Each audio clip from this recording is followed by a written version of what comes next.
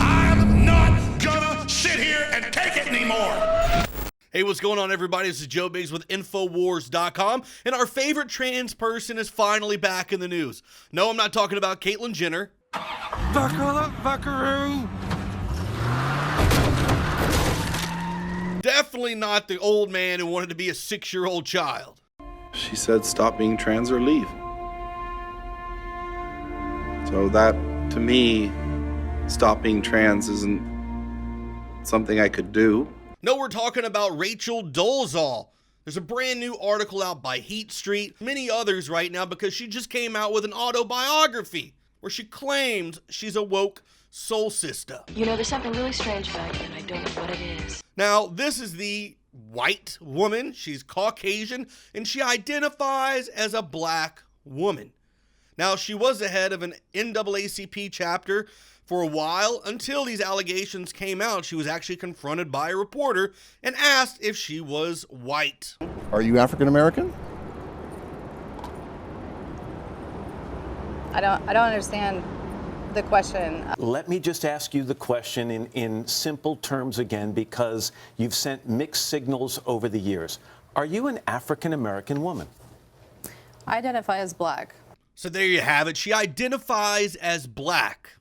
In the year is 2017. We have trans species people. There you go. So whilst he's having his treat, because he's been a very good puppy so far, that you were engaged. Yeah, well, we split up 2008. Yeah. Well, either way, Rachel Dolezal's going through some similar stuff. People want to divorce her and break up with her because as a white woman who identifies as black, she has just written a book called In Full Color. And in the Heat Street article that is up, there are actually excerpts from the book. They got a early release of this hard-hitting piece by Rachel Dolezal. And in the second chapter, it's called Escaping to Africa. In my head. Yeah, she actually put that. And she describes her frustration at growing up in rural Montana. She didn't even know good times. But I do know one thing for sure. When it comes to heroes, there's only one in this house. Or Sanford and Son.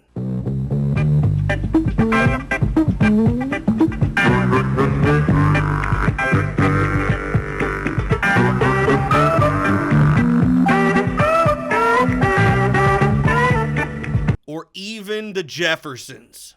Well, we're moving on up to the east side, to a deluxe apartment in the sky. She didn't even hear about half of these things until she went to college. And even when she was a young child, she inexplicably felt an affinity to blackness. She even pretended that she was a black woman from the Sahara or a Bantu woman from the Congo, or her fantasy was that she was from Africa, even though she grew up in a town with 0 black people whatsoever. Now, everyone was able to accept that for a long time. Everyone, when she came out and says, hey, I identify as a black woman, people were kind of skeptical at first, but eventually they clapped their hands, applauded, and said, brave you, blah, blah, blah, blah. Just like Caitlyn Jenner, you're such a hero. You chopped off your genitalia and put on a wig. Bravo.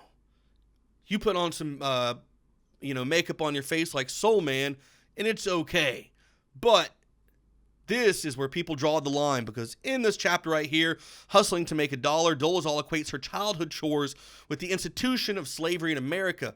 She said her living conditions made her develop a similar resourcefulness as black slaves.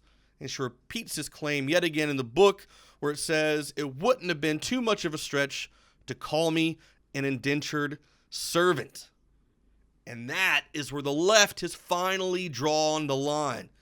Be that puppy dog, be that giraffe, be that baby, be that man, be that woman, be that whatever you want to be. But don't fully be black.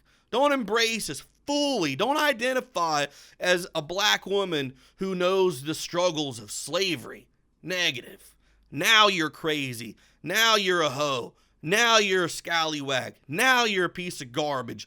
And the left, who normally embraces this crazy lunacy, which I believe it is anyways, I think all of this is completely and total lunatic madness. They've drawn the line. They say enough is enough. So where else will they draw the line? It's only a matter of time before we see someone else actually start having surgeries to become animals. And will they accept it, or will they turn on these trans species like they did Rachel Dolezal? This has been Joe Biggs with Infowars.com. I'm not gonna sit here and take it anymore.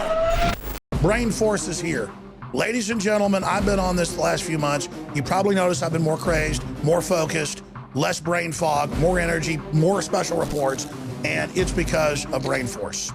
One of the worst things with most energy products is it's not sustainable, right? You're gonna crash and gonna feel really bad afterwards. This has a bunch of different antioxidants and compounds and polyphenols. Everybody's on these drugs to knock their brain out because the brain's so fried. We kept changing this formula over and over and over again until it became sort of a grand puzzle. For example, the L-theanine inside of it, that is activated by the different compounds in the yerba mate that we put inside of it as well. This just increases the compounds you already have. This is what you're actually designed to run on. Exactly. It's kind of like a car will run on one form of junkie gas, but it runs really good on what it's designed for. You will find Brain Force, Survival Shield X2, and other game-changing products at InfoWarsLife.com or call 888-253-3139.